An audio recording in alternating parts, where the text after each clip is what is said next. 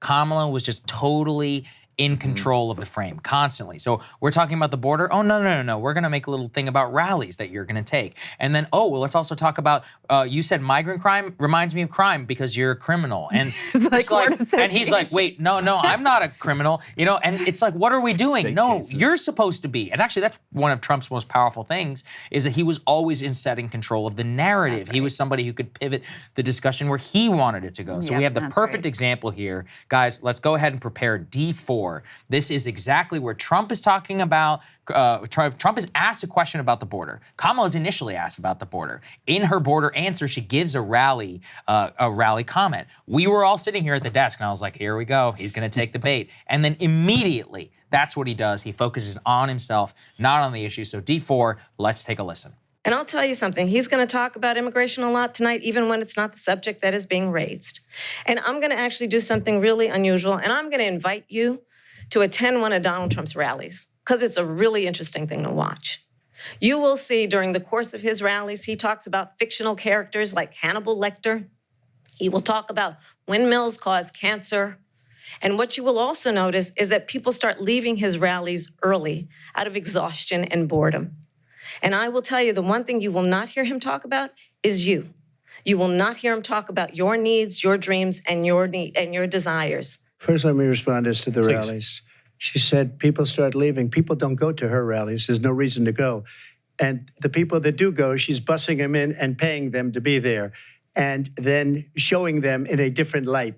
So she can't talk about that. People don't leave my rallies. We have the biggest rallies, the most incredible rallies in the history of politics. That's because people want to take their country back. Our country is being lost. We're a failing nation. And it happened 3.5 years ago. And what's going on here, you're going to end up in World War III, just to go into another subject. What they have done to our country by allowing these millions and millions of people to come into our country, and look at what's happening to the towns all over the United States. And a lot of towns don't want to talk. It's not going to be Aurora or Springfield. A lot of towns don't want to talk about it because they're so embarrassed by it. In Springfield, they're eating the dogs, the people that came in. They're eating the cats. They're eating the pets of the people that live there. And this is what's happening in our country, and it's a shame. As far as rallies are concerned, as far as the reason they go is they like what I say. They want to bring our country back. They want to make America great again. It's a very simple phrase, make America great again. She's destroying this country, and if she becomes president, this country doesn't have a chance of success. Not only success, we'll end up being Venezuela on steroids. That's a perfect example. In that, what we just watched, he takes a question about the border, spends probably 70% of it talking about the best rallies. History. In it, he also has to bring up a pet hoax, at least as far as we know right now, about Haitian migrants eating pets. And he's not talking about, that's the other thing. Why do we have to do with the pets? Laken Riley. We all know Laken Riley's name. You could say that. You could bring up any legitimate case of migrant crime and you're not going to get interjected with the moderator saying, hey, actually, we talked to the city manager or whatever of Springfield, and that they say that's not true. It's like he took the worst decision possible in every single moment there. But most importantly, Harris got under his skin and got him to whiff the answer on the border whenever, did he even say border czar? I'm trying to think. No, I believe the moderator. I think one time he said it. The moderator instead is this one saying, Kamala, you were put in charge of the border. Trump, it's like complete incoherence. If you're watching that and you're a normal person who's genuinely concerned about immigration or the border or whatever, what did you get out of that? Yeah. And that's the question you have to ask here. Quick fact check. The immigrants are not eating cats. They're actually children who identify as cats. Oh, no, okay. Transgender children in, criminals, whatever. Species. Okay. See, that's the other thing actually a fact check that came out in a couple of places censors. Because we knew what the fuck he was talking about with the whole pet Haitian migrant thing because our brains are rotted and we're online way too much. There are millions upon millions of Americans at home who are like, what are you even talking about? Yes. In fact, someone very close to me who is not that political and definitely not super online was like, if you're gonna make up some shit, at least make it believable. You know, like this is just preposterous and weird. Sorry. Didn't it come from a Springfield town meeting? It's not worth litigating. Isn't it some like super far right wing, ultra right wing lunatic who I can tell you the genesis. The genesis of it is that there was a Facebook post in the Springfield community or whatever in a group. On the group, it said, "I hear from my neighbor's daughter's friend." It was like my neighbor's daughter's friend says that the Haitians are eating cats or eating pets. That's one. Two is a viral video. A video goes viral of a black woman who was arrested for eating a cat. Okay, but it turns out that video did not take place in Springfield, Ohio, and she is an American citizen. She is not Haitian. So it's actually the native-born people who are eating the cats. Turns out, she's probably a drug. Also, she's probably just a drug addict. But okay, let's put it that. Yeah, so and that's the genesis. There was also a fake photo of a guy holding a goose, which happened in Columbus, Ohio, and there was no indication that the man was an immigrant. So he's a member of the Kennedy family, I believe. Yeah, exactly. You know, by the way, I think we should normalize eating geese. But anyway, that's a whole separate conversation. I think fish and game regs are way comes too. on as pro goose eating. I think we should. I mean, there's all these extremely like greasy. We're such a rich country. We got these tasty ducks sitting in these ponds for. They're not that tasty. I'll put it all aside. Anyway, he's so internet-brained. Yeah. Not only then, right? Yeah. That he brings up this whole thing that most people even won't even know what you're talking about, let alone what Kamala Harris has to do with it, let alone that it even involves immigrants. Like they just have no idea what you're talking about. And there were other instances of that as well, where it's like, when in the rally answer, in that same answer, he's talking about these conspiracies, she's bussing in people, et cetera, which again, normal people haven't heard of, they don't care about. It's just, I hadn't even heard that particular conspiracy. He refers to the January 6th rioters as J6, right? Which is also very online lingo. That's subcultural lingo. And, I do think that they're like a victim of their own success on Twitter. Like it's too much of a right-wing echo chamber and they're drinking too much of their own Kool-Aid. They're high on their own supply and they think that this stuff is like legit lands, has national purchase. And most people who are at all up for grabs in this election are just like, I literally don't even know what the fuck you're talking about right now. And he has spent and I was sort of joking earlier when I said that getting kicked off of Twitter hurt his ability to be in touch with what's going on, but not really, because instead he was on Truth Social. Right.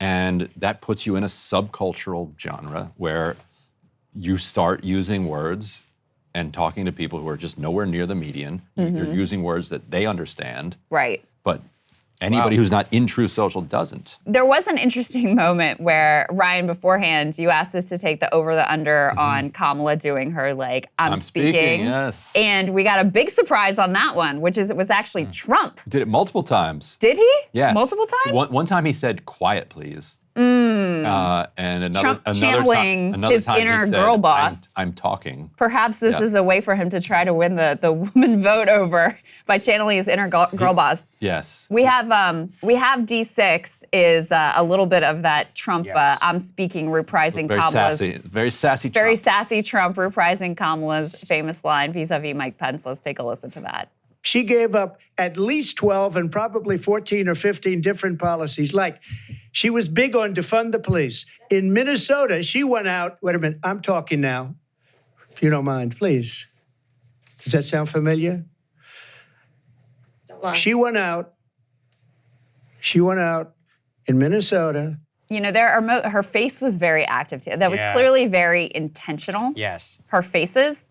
There were times where she would actively go like, it was a little Gretchen Whitver for me. It's like she studied. There were times where she almost had a look of pity on her face. She was laughing at him. It was night and day, obviously, with Joe Biden. But it was also very different affect from what Trump had in this debate, where he was just straight on, not looking at her at all, straight on, angry mug to the camera.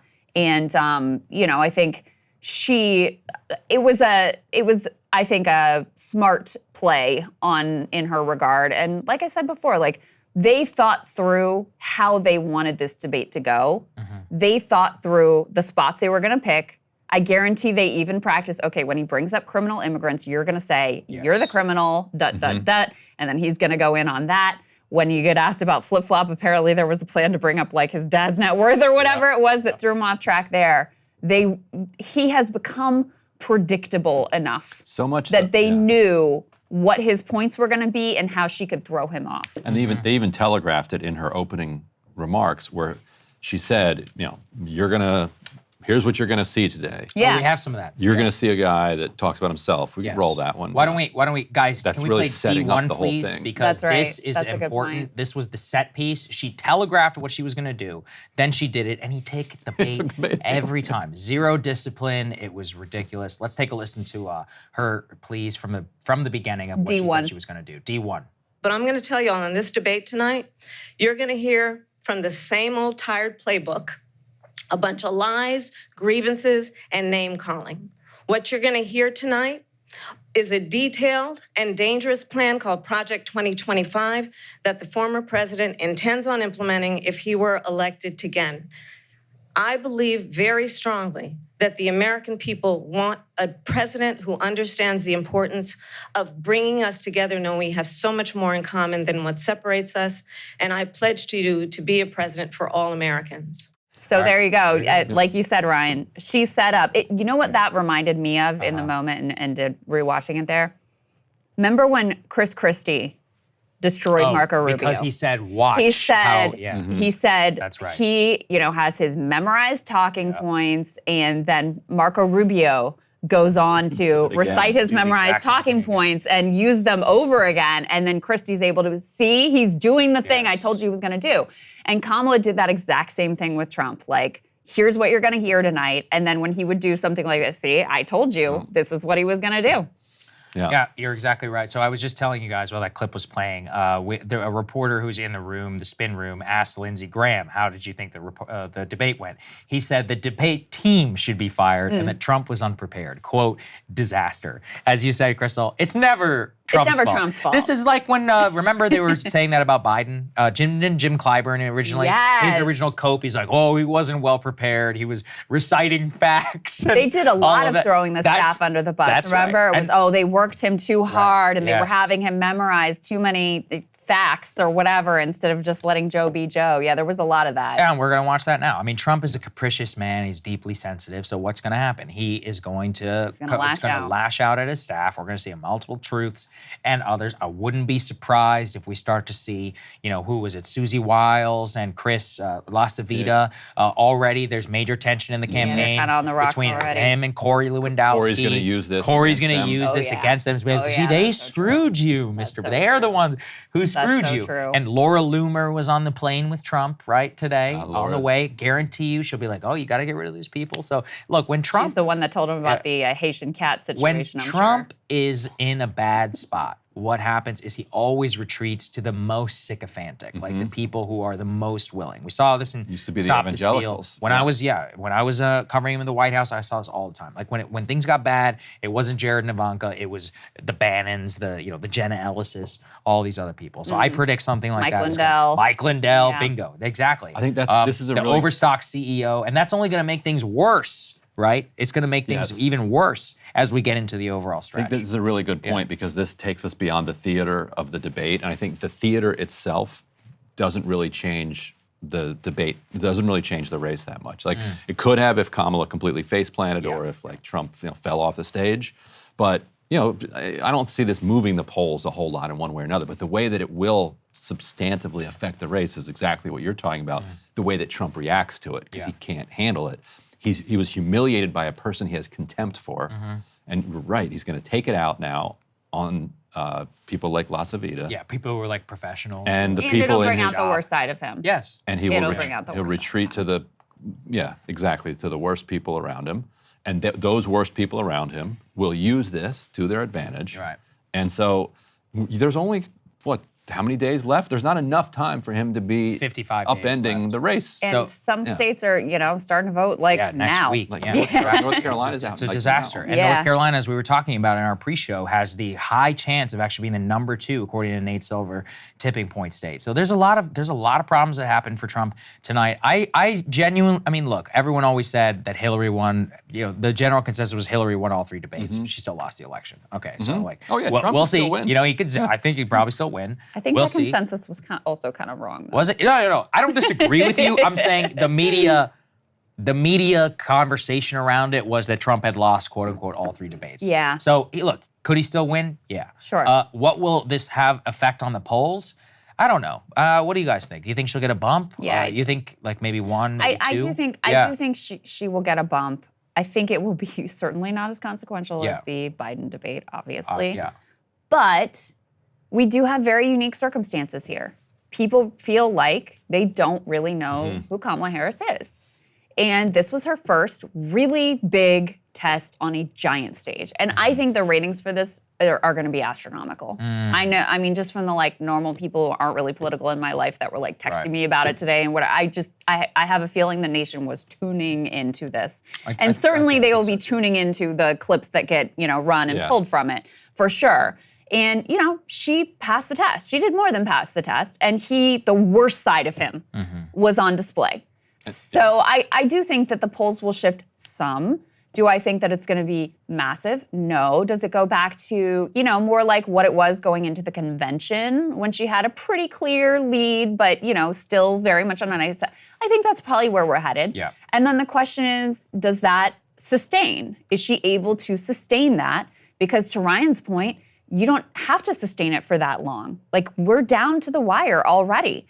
And Kamala says now she wants to do another debate. Do you guys think Trump is going to want to do this again? I do not think well, it depends. So he has agreed to NBC and Fox. She has only agreed, I believe, to NBC. So is he going to agree to an NBC News debate? I have a high, Maybe I have a quickly difficult, agree to Fox. I'm not sure she would agree to Fox. I don't think just she because, look, when you came out of a good debate and then you just say, oh, I'm not going to, acquiesce to his sycophantic people, even though the moderators on this one were biased in favor of you, there'd be enough media cover that she could probably get away with it. I think it is a very legitimate question of if Trump participates in another debate. I'm not ready to say he won't, but just because his vanity generally gets the better of him and he always thinks he can take someone, and he agreed to debate Biden, but at this point, now he's got a debate which got Biden out of the race, which was objectively a disaster for Trump and the Trump campaign. And now he has another debate where he's going to 100% what's going to happen, he's going to blame the moderators and he's going to blame his staff. Does he have the wherewithal to accept another debate under those circumstances? I'm not 100% sure. He might have taken away both debates in this race so far were bad for me, so why would I do another one? But I actually think that helps Kamala as well. I think you're probably right. I think she probably got a little bit of a bump. I mean, I certainly don't think the election was won or lost or anything like that tonight, but I think it is very consequential in that he blew a moment where she rose to the place where she needed to be. She probably reassured a lot of voters about the who are you question. And then worse, every time she didn't want to reassure them about anything that she fake believes, she just laid up this very classic attack on Trump of he only cares about himself, and then he would validate those by taking the bait on all of these ridiculous areas. So on the issues front, he really failed to actually shine in the ways that I think he needed to. And that's objectively a disaster for his campaign. He hasn't gotten over Biden leaving the race yet. Yeah, that was another. Kept talking about Biden. He's probably going to fume about that for days. Yeah. On Truth, and maybe jump over to Twitter with that. And part of not accepting Kamala Harris as his opponent comes from, I think, him just not respecting her whatsoever, holding her in complete contempt. And when you hold your adversary in contempt, it only comes back to bite you. That's right. Should we take some questions? That's absolutely right. Yeah, go ahead and pull up some questions. One last thought I had before we get to the questions is I think we also learned a lot about Kamala's political theory of the case and her approach in this debate. This was not a debate about here's my policy, here's how I'm going to deliver. It was an attempt to turn it into a referendum on Donald Trump. She had one policy. $50,000 for startups. Yeah. Yeah, right. Right. Which Not a bad point. there was also, Yeah. I actually was at the bathroom, you guys told me Yeah. about this, but Trump gets asked about healthcare, and what did he say? Like, Oh, he I have said, some concepts and sorry, formation or I have it. something. I have Concept of a plan. concepts of a plan. I have some concepts of a plan, quote, but I'm not president. Right. Okay. So, but it was, there was very little policy, and that was clearly by design. And they also started running this ad today, I think, where it was a reprisal of Obama's crowd size joke. And so that rally line was planned to coincide with the Obama rally size joke. And, so they're leaning into that as well. That was like their equivalent, I think, of that little girl was me moment that they had planned out in advance. Hey, if you like that video, hit the like button or leave a comment below. It really helps get the show to more people. And if you'd like to get the full show ad-free and in your inbox every morning, you can sign up at breakingpoints.com. That's right. Get the full show, help support the future of independent media at breakingpoints.com.